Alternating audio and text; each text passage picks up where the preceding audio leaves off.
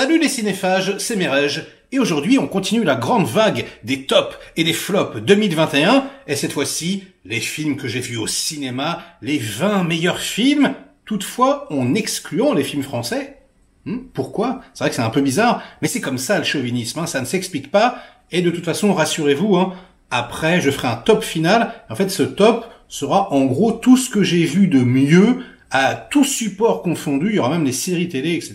Donc ça sera une sorte de récapitulatif. Et du coup, là, on parle du cinéma mondial dans sa globalité, sauf qu'on enlève les Français. J'adore, c'est comme ça. Et on passe tout de suite à la 20e place avec Matrix Resurrections, de Lily Wachowski, avec Carrie-Anne Moss et Keanu Reeves. Alors c'est un petit peu bizarre, vous en conviendrez, puisque je l'ai mis également dans mon flop. Ouais.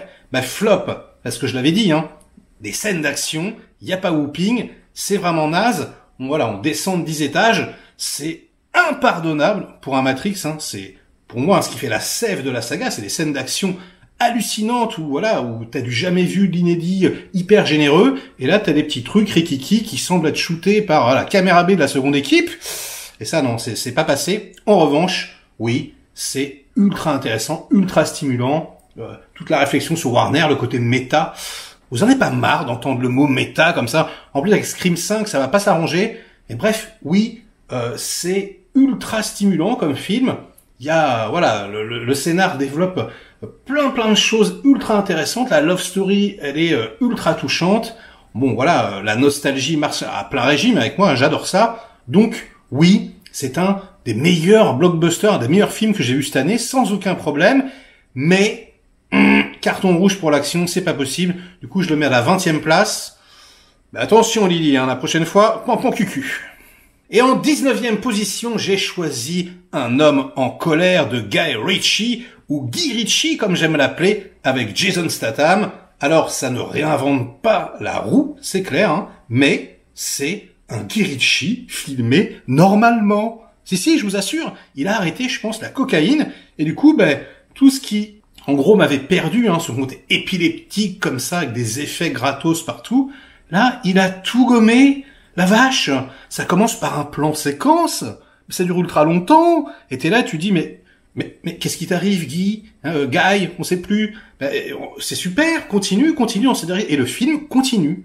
Voilà, il a épuré son style. C'est, straight to the point.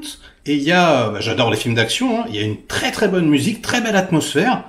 Ouais, mais go Guy Ritchie, go Guy. Franchement, si c'est pour nous sortir des petits polars bien vénères, bien secs comme ça, moi j'adhère complètement. Donc il faut être fan de ce genre-là. C'est évidemment pas au niveau de tout un tas de films d'auteur, etc. Mais moi, vous me connaissez, j'adore les films d'action, j'adore les blockbusters, c'est mon genre de film préféré. Donc, et ce n'est que mon goût, évidemment, ce top, je le place 19e dans mon top, et c'est comme ça. Et en 18e position, on change complètement de registre avec Madres Paralelas de Pedro Almodóvar, avec la sublime Penélope Cruz, qui ne vieillit pas. À un moment donné, j'ai eu peur, elle a failli se marier avec Tom Cruise, et du coup, elle se serait appelée Penélope Cruz. Donc, pour vous la faire courte, Penélope Cruz est enceinte, elle partage sa chambre d'hôpital avec une jeune femme, qui est enceinte également. Elles accouchent en même temps, l'hôpital intervertit les bébés.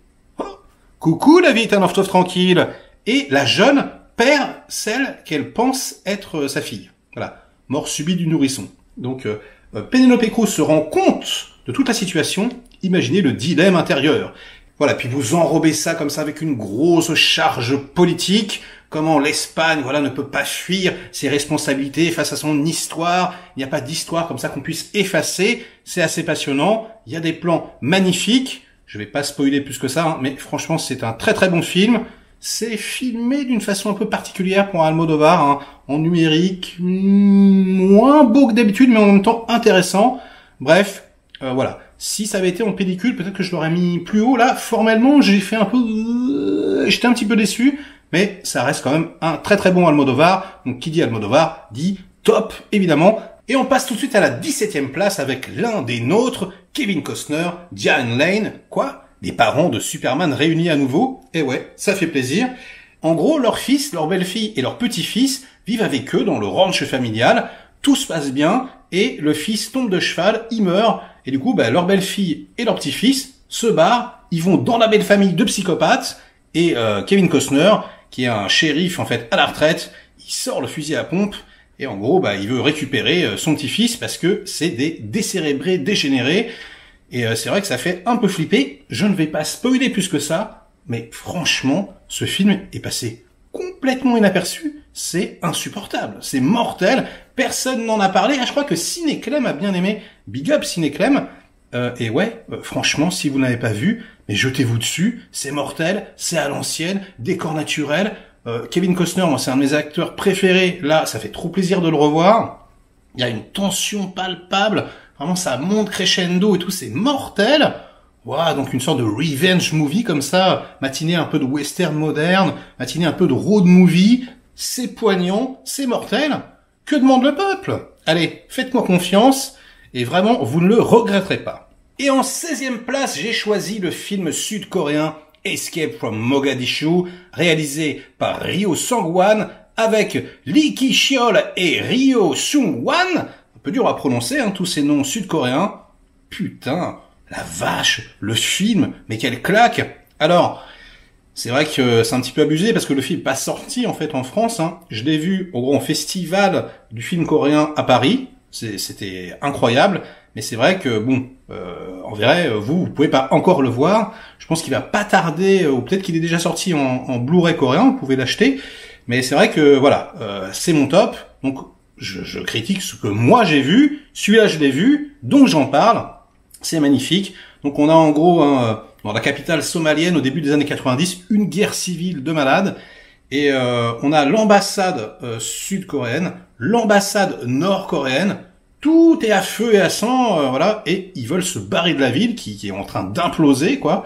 Et du coup, comme d'habitude, c'est toujours une métaphore de la situation de la Corée. Les frères ennemis vont devoir peut-être collaborer pour essayer de s'en sortir ensemble.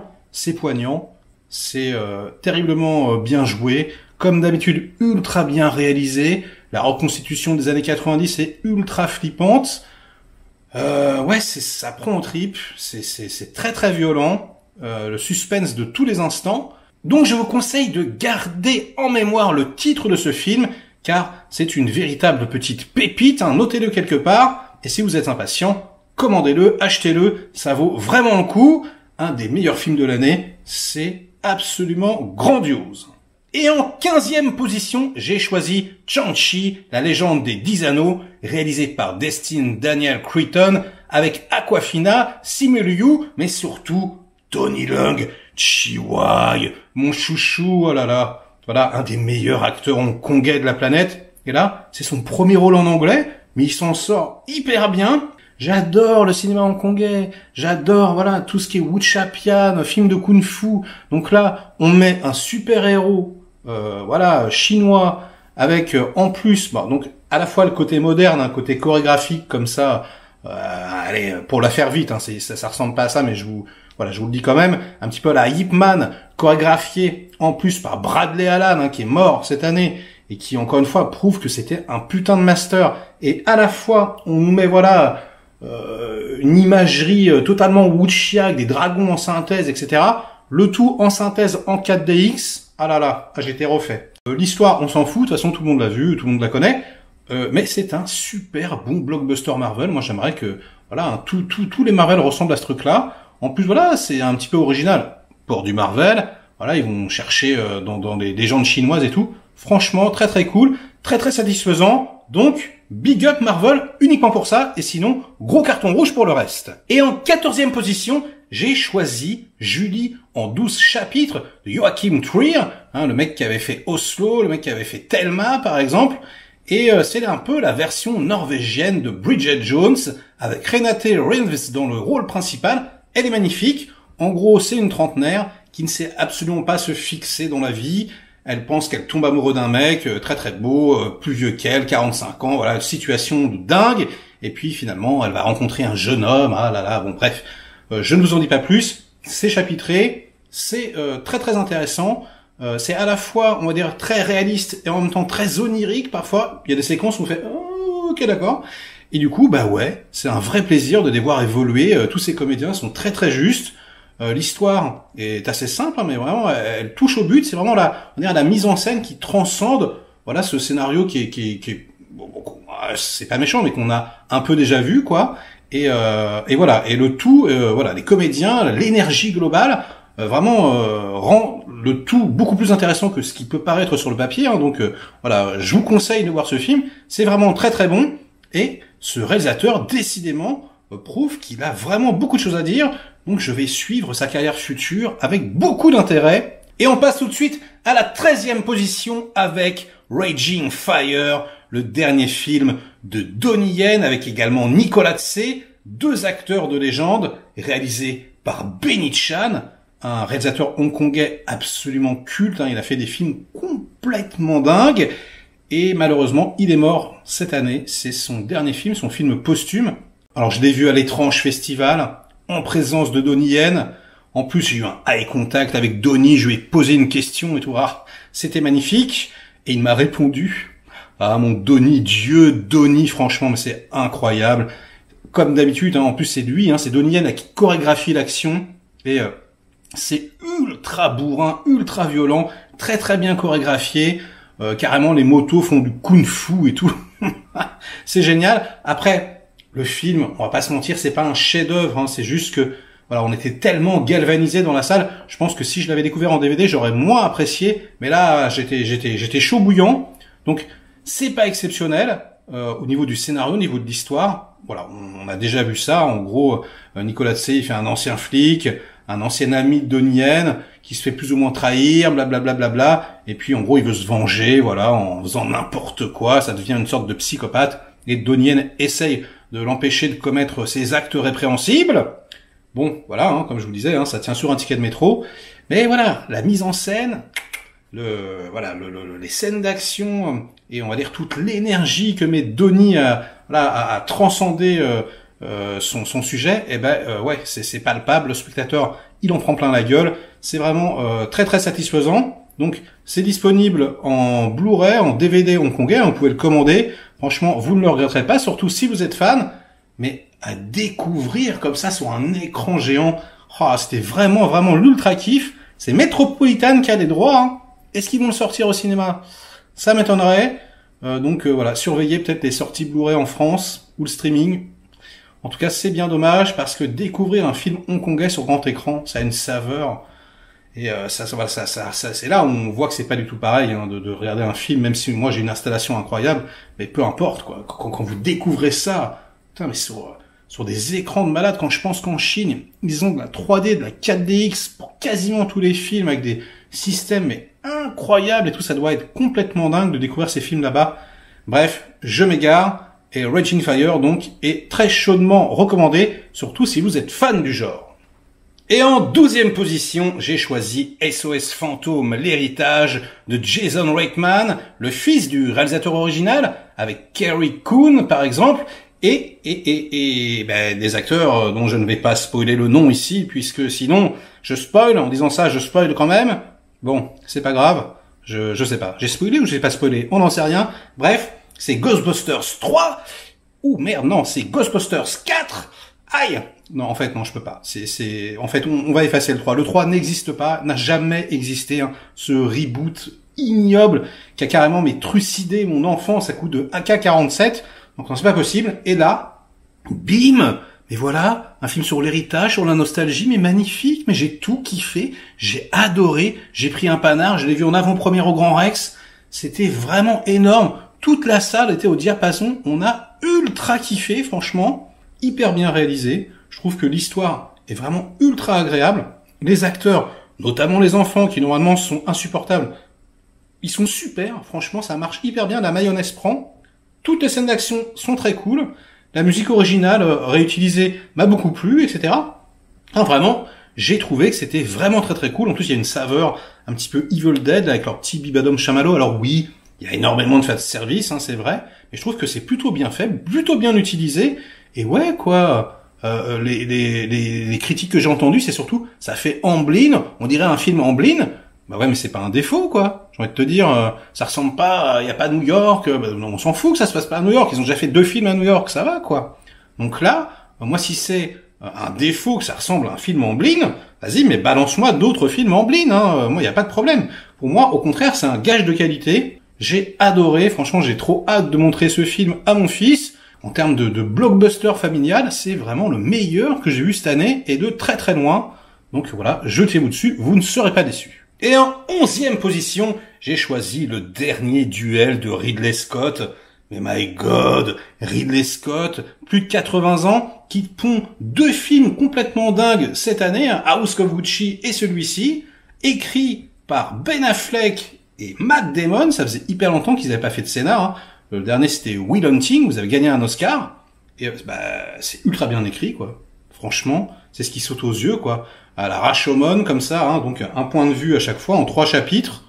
Et c'est le complet contrepoint de ce qui m'avait tant déçu dans le film Promising Young Woman, où je trouvais qu'il n'y avait pas du tout de nuance. Là, il y a de la nuance, c'est quasiment autant à charge que Promising Young Woman, mais au moins, ça amène les choses en douceur. On a le temps, voilà, de réfléchir.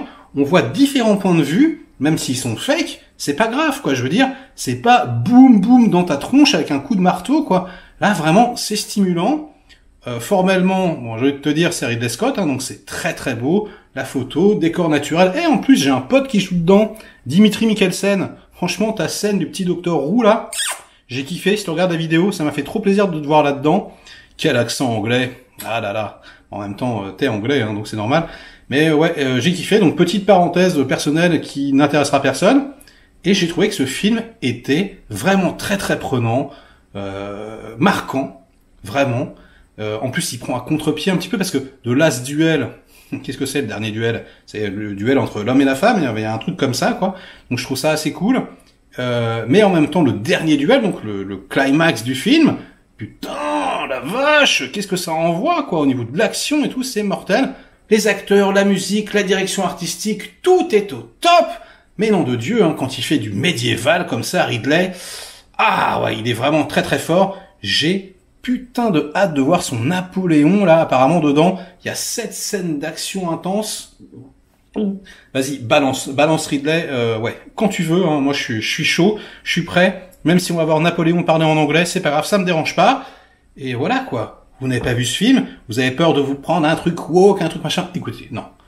Arrêtez avec ça, c'est juste, quand c'est bien fait, c'est intéressant, quand c'est lourdeau, là, c'est excellent, ça touche pile poil la cible, donc c'est chaudement recommandé.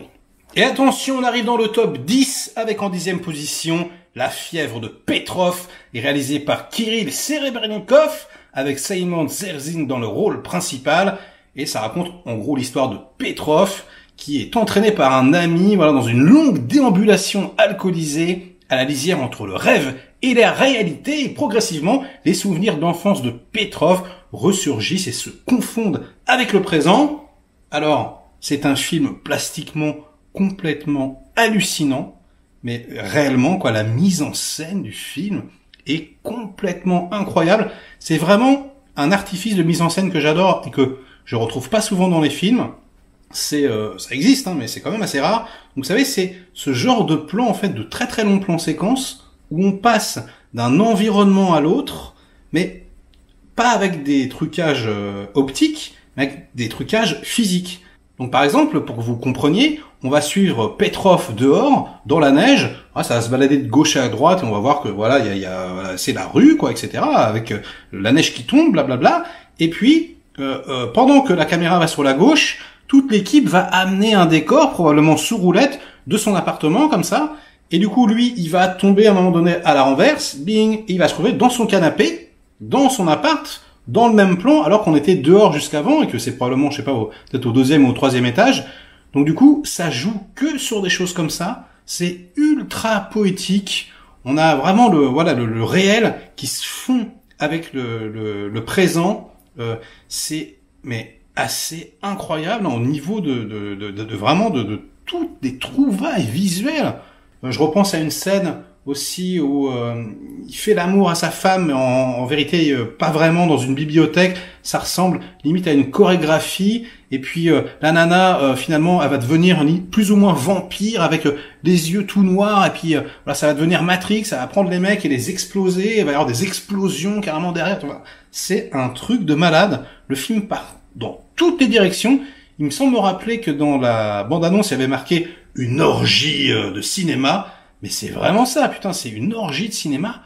Waouh, la mise en scène du bousin, quoi. C'est assez hallucinant, hein. Franchement. C'est le mec qui avait fait Leto, que je n'ai pas vu. Je vais m'empresser de voir son premier film, hein. C'est mortel. Et je vais suivre la carrière de ce mec avec la plus grande attention. Hein, le cinéma russe, dernièrement, il arrive en force et il pousse, hein, que ce soit au niveau du cinéma d'auteur ou même des blockbusters. Donc, tous aux abris, j'ai envie de vous dire. Et voilà, on passe à la place suivante. Et c'est la 9e position avec le film Désigné coupable de Kevin MacDonald, Tahar Rahim, Jodie Foster, Shailene Woodley. On est à Guantanamo. Le gouvernement américain garde depuis des années Mohamedou Ould Salih prisonnier. Et voilà, on est dans quelque part, hein, le couloir de la mort, mais version top secret. C'est absolument ignoble du début à la fin, poignant du début à la fin, avec en plus des éléments qui se mettent en place petit à petit. Voilà, le coup du hamburger, par exemple, on se dit mais qu'est-ce que c'est que ça? Puis après on comprend tout et on se rend compte de l'horreur absolue, quoi. La pression, la torture psychologique. Bon bref, je vais pas développer, hein, parce que c'est rien que d'en parler, c'est dégueulasse. Le film est bouleversant. Tahar Rahim, il livre une prestation, mais hallucinante, franchement, c'est la folie, quoi. Il est trop fort. Jodie Foster, elle est magnifique également. C'est ultra poignant, mais vraiment, quand un film qui va vous marquer intensément. Moi, j'adore les films de prison, j'adore les histoires vraies. Donc là, les deux, bon bah ouais, là, ça a remporté la mise. Ça vient de sortir en Blu-ray 4K. Les masters sont magnifiques, donc jetez-vous dessus. C'est absolument génial. Merci, j'ai envie de vous dire, pour ce film, hein, qui est d'utilité publique. Allez, passons plutôt à la suite avec The Card Counter, en 8e position, réalisé par Paul Schrader, un de mes réalisateurs favoris, hein, bon, le scénariste de Taxi Driver pour Martin Scorsese. Et là, il revient avec Oscar Isaac, Ty Sheridan, Tiffany Haddish. Alors là, c'est très marrant, et en plus, je ne l'ai pas fait exprès, mais ça fait le lien avec Désigné coupable, d'une certaine façon, comme si on avait dans Désigné coupable le point de vue du prisonnier, et là, quelque part, le point de vue du tortionnaire. Donc je suis obligé un petit peu de spoiler, hein, mais c'est pour vous donner envie. Et bah oui, c'est l'histoire en fait de William Tell, un ancien militaire qui est hanté par son passé, il essaie de fuir. Et en gros, bah voilà, il est devenu joueur de poker. Et voilà, il rencontre un petit jeune, il le prend sous son aile et il essaye de lui apprendre tous les rouages, etc. Oscar Isaac, franchement, un Oscar pour Oscar, hein, c'est magique, il est trop fort. J'étais bluffé. La mise en scène, elle est mais millimétrique, mais droite au but, aucun gras, rien ne dépasse. Les acteurs magiques, en plus, comme le disait très justement dans sa critique Ed Wood, hein, de la chaîne Querelle, voilà, il place en gros des fusils de Tchekhov un petit peu partout. Et hop, en fait, ils les utilisent pas. Donc du coup, le spectateur est désarçonné, il part dans des pistes différentes, il sait pas trop où il en est. C'est très surprenant. C'est vraiment très beau. C'est un putain de grand réalisateur, ce Schrader. Et je trouve que voilà, ces dernières années, waouh. Et moi, il a quand même pondu. Je ne sais pas si vous êtes au courant, hein, mon film préféré des années 2010, donc First Reformed avec Ethan Hawke, qui est un chef-d'œuvre incandescent, mais réellement, quoi. Donc là, c'est quand même moins bon, mais c'est dans la parfaite lignée, on va dire. Et oui, je ne pouvais pas ne pas le mettre dans mon top, hein, c'était impossible. Donc, si vous ne l'avez pas vu, jetez-vous dessus. C'est pas pour tout le monde, il y en a qui seront désarçonnés, il y en a peut-être qui passeront un petit peu à côté, mais en tout cas, je pense que vous serez pas insensible à l'atmosphère générale. C'est très puissant. Donc, merci Paul Schrader, et on a désormais tous hâte de voir ton prochain film. Et en 7e position, j'ai choisi Pig de Michael Sarnowski avec Nicolas Cage dans le rôle principal, hein, qui joue un chasseur de truffes. Il vit en ermite, il est dans la nature sauvage, en Oregon, comme ça. Et en fait, on lui vole sa truie truffière, ce qui lui rapporte son pognon, quoi. Alors il décide de partir en chasse. Et là, vous vous attendez forcément avec un pitch pareil, une sorte de Tekken, comme ça, où Nicolas Cage, qui est habitué aux séries B, il va prendre son shotgun, il va aller buter tout le monde. Et en fait, pas du tout. En fait, on n'est pas du tout là-dedans. On est dans un film très sobre, très intime, mais très original déjà. Je vais même pas vous raconter de quoi ça parle, mais quand on découvre le passé du bonhomme et tout, on fait ah ouais, en fait, c'est un film sur ça, très original. Cage signe sa meilleure prestation depuis des années, mais vraiment, c'est un truc de fou. De toute façon, le film sort au cinéma, hein, donc ça, voilà, ça vous donne, c'est une preuve quoi, voilà, que c'est vraiment un grand film. Moi, ça m'a assez ébloui. En plus, j'aime tellement Nicolas Cage, mais je suis tellement fan que là, de le revoir au top niveau, mais j'étais sur mon petit nuage. C'est hyper touchant, franchement. Puis c'est à double sens, un pig. Bon c'est la truie, et puis c'est lui aussi, hein, le mec qu'il est devenu, quoi. Oh la vache, j'étais assez bouleversé, franchement. Je trouve que c'est magnifique. Donc c'est pareil, hein, c'est un film qui est un petit peu contemplatif. C'est un film qui est un peu lent parfois, qui est assez désarçonnant. Ça va pas plaire à tout le monde, hein, vous attendez pas du tout à un truc énervé, film d'action. Alors voilà, si vous aimez les drames, les grandes prestations oscarisables et les truffes, franchement, vous serez servi. Donc jetez-vous dessus dès qu'il sort en DVD, en Blu-ray 1, c'est immanquable. Et sur ces bonnes paroles, on passe à la 6e place avec Nobody de Ilya Naishuller, le type qui avait réalisé Hardcore Henry, un film d'action uniquement en plan séquence, avec Bob Odenkirk dans le rôle principal. Et on s'attend finalement à un John Wick bis. Et oui, hein, c'est ce qu'on a, hein, quelque part. Hein, il y a la même équipe, tout ça. Sauf que, personnellement, hein, j'ai trouvé ça beaucoup mieux que John Wick. Alors je sais qu'il y a beaucoup de gens qui sont pas d'accord avec moi. Moi, je trouve que John Wick, ça tourne un peu en rond. Je trouve, bon, pas tout le temps, mais je trouve que globalement, les scènes d'action sont un petit peu ronflantes, même s'il y a des exceptions, les scènes à moto, les trucs intéressants, mais voilà, au niveau des gunfights surtout, bon, moi j'adore les films asiatiques, les films de John Woo, les Choi et les Ringo Lam. Je suis désolé, on a déjà vu ça, mais 600 fois en mieux fait. Là, je trouve que le mec, il a plus de talent au niveau de la mise en scène. Chaque mouvement de caméra, on va dire, a plus de sens. En plus, le personnage de Bob Odenkirk, en fait, est plus fragile. Du coup, il fait plus vieux, il est plus touchant. Enfin, en tout cas, moi, il me touche plus. John Wick, on a l'impression que c'est, je sais pas, Superman, quoi. J'ai pas peur une seule fois, quoi. Là, vraiment, je suis en tension avec lui. J'adore. Je trouve que au niveau des scènes d'action, c'est ultra varié. Donc la scène dans le bus, voilà, ensuite on va avoir un énorme climax, on va avoir une poursuite en bagnole. Il y a énormément en fait de styles différents. Alors c'est clair que c'est pas un chef-d'œuvre, hein. C'est clair qu'au niveau de la mise en scène, c'est pas du tout au niveau par exemple de La Fièvre de Petrov. Donc pourquoi est-ce que je l'ai mis avant? Tout simplement parce que le plaisir de spectateur, hein, le plaisir primal comme ça, voilà, de l'action pure jus, hein, voilà, moi je suis un blockbuster maniaque, un action maniaque. Ah ouais, là j'ai été rincé, j'ai adoré. Donc si vous avez peur de voir un truc un petit peu foireux, parce que vous avez entendu des critiques, des machins, ne les écoutez pas. Foncez, regardez-le, c'est mortel. Je pense que vous allez adorer. Et pour les fans hardcore de John Wick, hein, qui voudraient m'envoyer des tomates, vous pouvez y aller. Je ne changerai pas d'avis. Je trouve que voilà, cette série, moi personnellement, m'endort. Qu'est-ce que vous voulez que je vous dise? Et pourtant, c'est tout ce que j'aime a priori. Donc voilà, je dois être peut-être trop vieux pour ces conneries. Et attention, top 5 avec à la 5e position, Last Night in Soho de Edgar Wright, et qui est peut-être le meilleur réalisateur actuel, hein, c'est absolument prodigieux. Thomasine McKenzie et Anya Taylor-Joy dans les rôles principaux. Ouais, mais je sais pas où elle va s'arrêter, celle-là, hein. En plus, là, elle continue avec Furiosa. Ouais, c'est une future méga star. C'est peut-être même déjà le cas. Et là, les deux comédiennes, elles sont délicieuse de A à Z. Et donc on va raconter l'histoire d'une jeune femme qui vit à la campagne, qui est passionnée de mode, de design, qui décide de monter pour la première fois à Londres, avec tout voilà le lot de dangers que ça comporte. Elle arrive donc dans le quartier de Soho, et là d'une façon complètement fantastique, à travers ses rêves, elle va d'une certaine façon remonter le temps dans les années 60, où elle va rencontrer son double, d'une certaine façon, une femme qui s'est fait assassiner.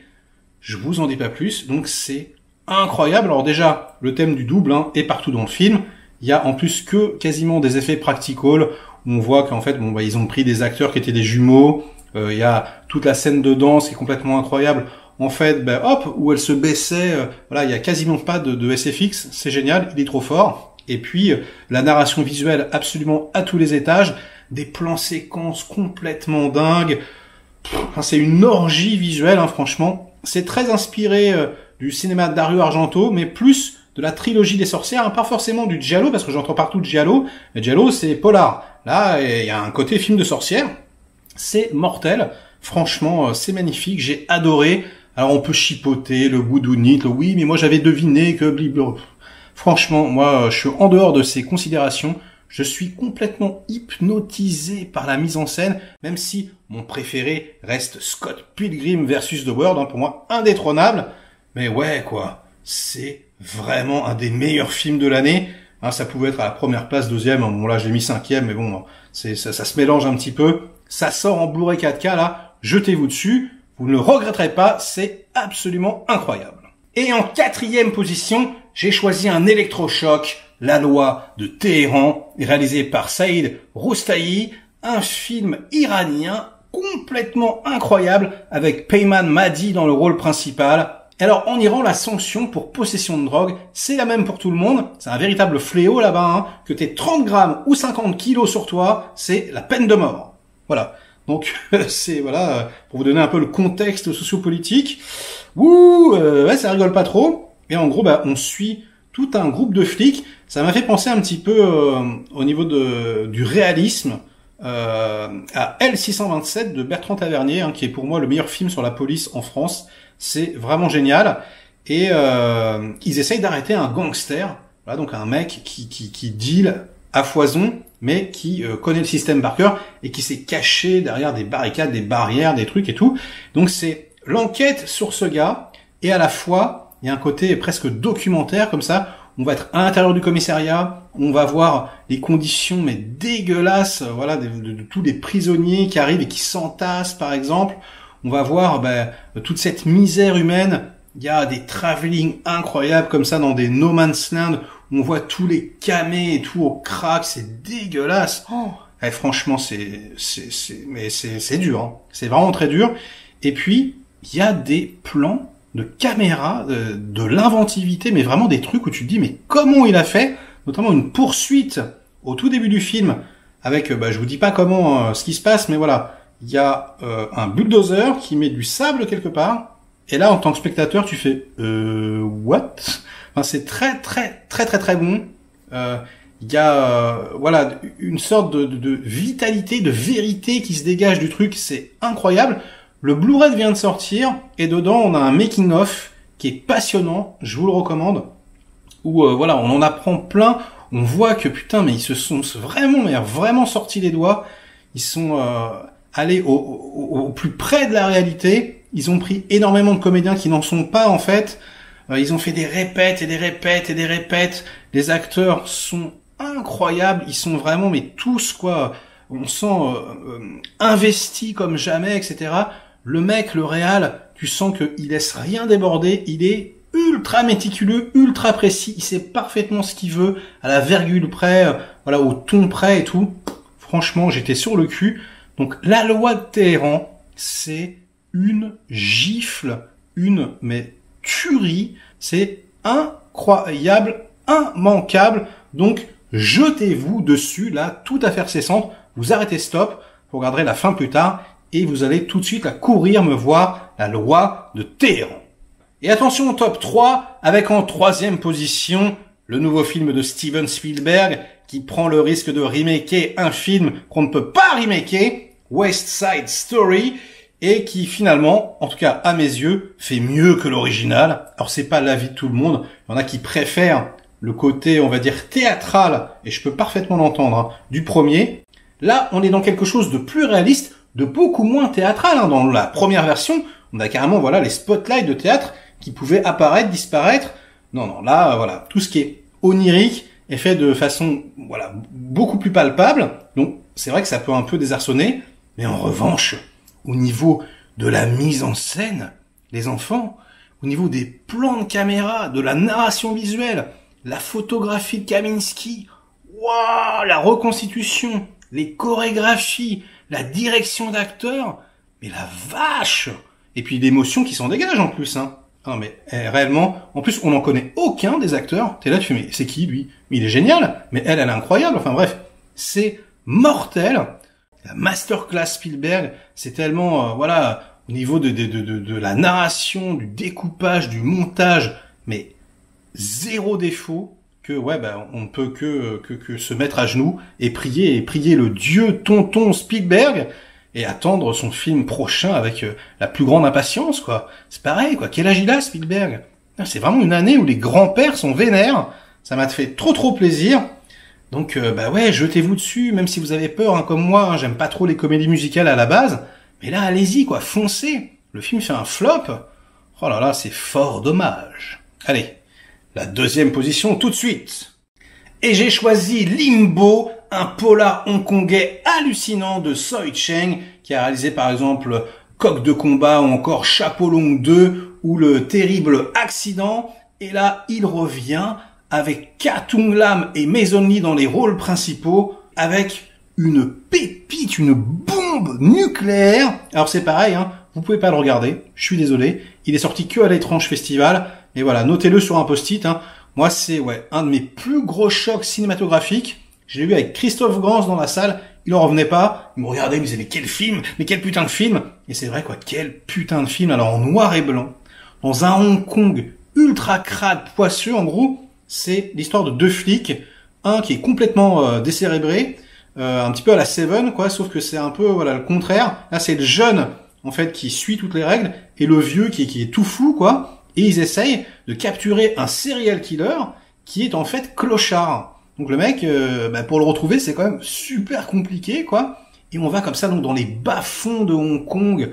Oh là là, la texture des décors et tout, le côté poissard de l'ambiance. En plus, c'est ultra violent, hein, comme d'habitude avec Soi Cheng. Oh, les personnages féminins. Oh la vache. Puis alors, le serial killer, en plus, il a cette particularité de couper des mains gauches. Tu sais pas trop pourquoi.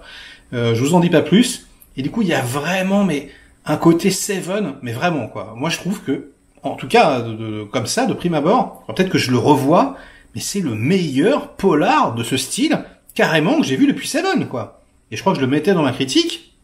Mais la vache! Mais le truc m'a mis un électrochoc. Donc, foncez dès que ça sort. Je sais pas quand ça sort. Si ça va sortir, là, j'ai vu sur Allociné tout à l'heure, ils mettent prochainement. Ouais, bon, bah, on sait pas trop. Mais c'est une bombe nucléaire en plus. Pour les fans de cinéma hongkongais, hein, précisément, comme moi, bah, ça faisait trop longtemps, quoi. Voir un film comme ça en cantonais et pas en mandarin, cette langue qui est si douce comme ça. Oh, c'est magnifique. Les acteurs sont sublimes. Tout est génial. Le suspense final, putain, mais c'est de toute beauté. C'est incroyable. Donc allez voir ma critique, hein, ça me fera plaisir. Si vous voulez en savoir plus, je n'ai pas de mots. Une des plus grosses tueries de cette année, formellement, je m'en suis pas remis. Je pleurais des larmes de sang. C'est absolument incroyable. Et attention, première position, il y a un petit twist. Ah, et oui, il y a un petit twist parce qu'il y aura 2 films ex-aequo. Et ouais. Alors le premier, mais c'est pas compliqué, hein. Et ça, je sais que si, voilà, vous suivez ma chaîne avec assiduité, vous vous en doutiez. Il s'agit de Dune, de Denis Villeneuve. Et moi, je suis désolé, hein, je peux entendre, hein, ouais, j'ai pas aimé, je sais pas. Bon, écoutez, moi, personnellement, je me suis posé dans mon fauteuil, ça a commencé, projection IMAX, j'ai été atomisé partout, par les mises en scène, par l'histoire, tout m'est parvenu, j'ai été ému, j'ai été choqué, j'ai été touché, j'ai été transcendé par la musique, j'ai tout adoré, je peux pas vous le dire autrement quoi. Je l'ai vu 4 fois au cinéma, à chaque fois c'était une claque en plus. Du grand spectacle, mais comme on n'en voit plus, quoi. Des effets spéciaux qui n'en sont pas. On dirait que c'est dur, on dirait que c'est palpable, on dirait que c'est concret. Villeneuve, son style épuré. Ouais, moi j'adore. En plus, c'est pas si épuré que ça, en vérité, hein. c'est plutôt réaliste, hein. On voit quand même des gens passer, si, regardez bien. C'est dingue, c'est incroyable. Le seul petit défaut, entre guillemets, c'est que, a priori, d'après ce que je sais, ça a été censuré un tout petit peu. Donc, on n'entend pas le mot djihad, par exemple, ça me fait chier. Il y a certains plans gore qui ont été expurgés, donc on verra s'il y a un director's cut plus tard. Mais bon, moi personnellement, depuis le début, je vous l'avais dit, hein, Clapman, hein, Ridgey, je vous l'avais dit que ça cartonnerait. Eh ben ouais, j'avais raison, et c'est normal, parce que c'est tellement de la bombe que forcément, au bout d'un moment, hein, comme dit Jean-Claude Van Damme, quand tu fais un truc bien, bah ça sent le bien, hein, et tout le monde y va, et donc tout le monde y allait, nom de Dieu, et c'est bien normal, ils ont pété le score, et du coup, bah, ils font la suite. Et tant mieux, Denis Villeneuve, le mec qui enchaîne chef-d'œuvre sur chef-d'œuvre. Non mais c'est complètement incroyable, ce mec, qu'est-ce que vous voulez que je vous dise? C'est le meilleur, quoi, c'est le meilleur actuellement, c'est un truc de fou. Oh là là, Denis, je te kiffe, merci pour ce moment, c'était incroyable, franchement, on en redemande. Quand le film se termine, t'es là, tu fais ah non, j'en veux encore, etc. Pour ça, c'est pareil. Ouais, c'est un défaut, il y a pas de fin. Mais les mecs, qu'est-ce que c'est quoi? C'est le premier chapitre, on le sait, quoi. Il a marqué partie 1, je veux dire, c'était couru d'avance, quoi. Donc, on est frustré, oui, parce qu'on n'a pas la suite. N'empêche que, je sais pas, l'Empire contre-attaque, t'étais pas frustré à la fin de l'Empire, tu voulais pas savoir la suite. Et Han Solo et Dark Vador et machin, bon. Bah là, c'est pareil. Donc, pour moi, c'est pas du tout un défaut. Ou alors, si certains pensent que c'est un défaut, bah, quand on aura les 3, ça, on sera plus un. Donc, finalement, vous allez revoir votre jugement. Bon, je sais pas, c'est un sac de nœuds, tout ça. Bref. Le plus gros blockbuster de l'année, parce que c'est à la fois un blockbuster et un film d'auteur, c'est magnifique, c'est incroyable, c'est génial. Bref, depuis des années, on n'a pas eu un truc depuis le Seigneur des Anneaux, mais il l'avait dit. Mon Dieu, mais je suis d'accord. Depuis le Seigneur des Anneaux, peut-être, j'allais dire depuis Blade Runner 2049, mais c'est encore mieux que Blade Runner 2049. Franchement, parce que, là, ça se réapproprie le truc. Allez. Je vais quand même essayer de donner un défaut. Voilà, pour essayer d'être complètement objectif. Si je devais donner un défaut, je dirais que la froideur de la mise en scène de Villeneuve a quand même du mal à retranscrire la chaleur, voilà, du désert. Et c'est vrai qu'ils sont censés, avoir des trucs qui captent la flotte, etc. Ils sont censés se déshydrater en 2 secondes. Tu sens la poussière, tu sens, que c'est très dur, l'hostilité de l'environnement, mais tu ressens pas forcément la chaleur, j'ai trouvé. Donc voilà, petit défaut, hein. En dehors de ça, c'est peanuts, vivement la suite. Et du coup, petite surprise, je viens de le découvrir, le film, mais j'ai pris une raclée, les enfants, et donc ça sera mon ex-aequo, hein. Voilà, le meilleur film que j'ai vu en 2021. Ça s'appelle Drive My Car, ça dure 3 heures, c'est un film japonais réalisé par Ryusuke Hamaguchi avec Hidetoshi Nishijima et c'est l'adaptation d'un extrait des recueils des Hommes sans femmes de Haruki Murakami et c'est hallucinant de maîtrise. C'est très très très difficile de parler de ce film sans spoiler, vraiment. Donc je sais pas trop comment faire. En tout cas, je vais vous dire pourquoi ça m'a autant touché.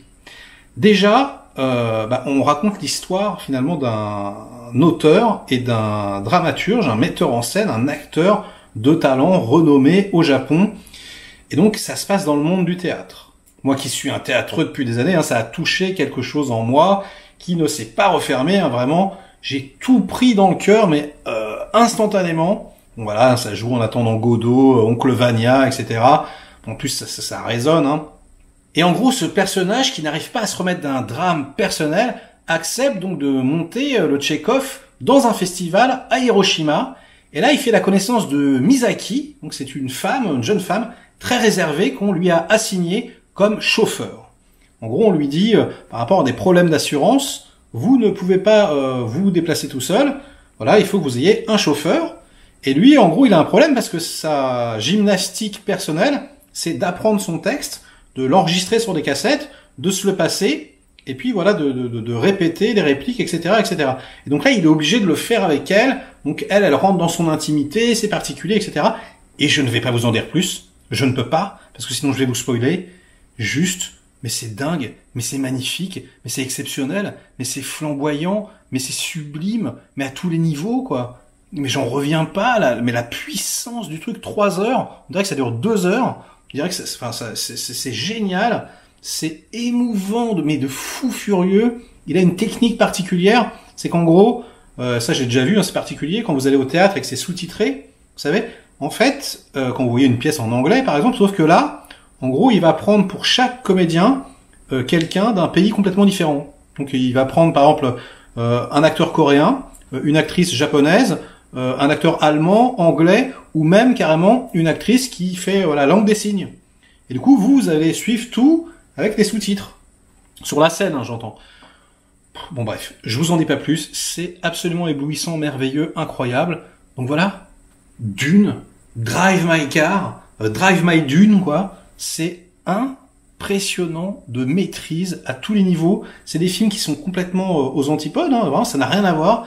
Mais ça m'a, fendu l'âme, transpercé les cœurs. Je peux pas le dire autrement. C'est deux bijoux incandescents, donc ils méritent amplement leur place au panthéon de mon top. Et ce sera tout, après ces bonnes paroles, hein, pour ce top film cinéma 2021. J'espère qu'il vous a intéressé. J'espère que ça va pas être trop long, parce que j'ai enregistré, je sais pas combien de temps, là, peut-être 1h30. Je vais couper tout ça, parce que je parle beaucoup trop. Likez en tout cas cette vidéo, hein, si elle vous a intéressé. Délikez-la sinon. Inondez-moi de commentaires, comme d'habitude, pour faire marcher le petit robot YouTube. Et nous, on se retrouve très vite pour de prochaines aventures. Ciao!